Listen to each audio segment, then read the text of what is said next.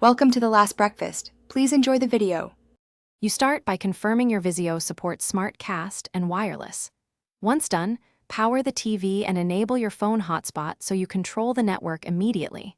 Make sure you have either the Vizio Smart Cast app or a USB keyboard/mouse on hand. They let you navigate without the remote. This step is essential because it replaces the remote input and lets you access network settings.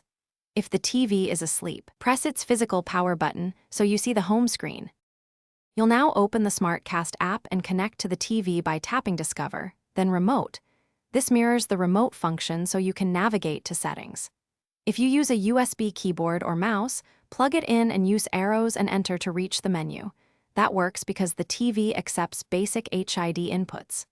Next, go to Settings, choose Network, and select Wireless so the TV scans available SSIDs. This direct navigation is how you find and pick your Wi-Fi name. You pick your Wi-Fi SSID and enter the password using the app's keyboard or your USB keyboard, then confirm to connect.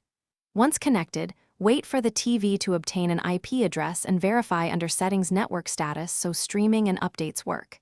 If it doesn't connect, reboot the router, toggle your phone hotspot, or try a wired Ethernet connection. This often isolates wireless issues.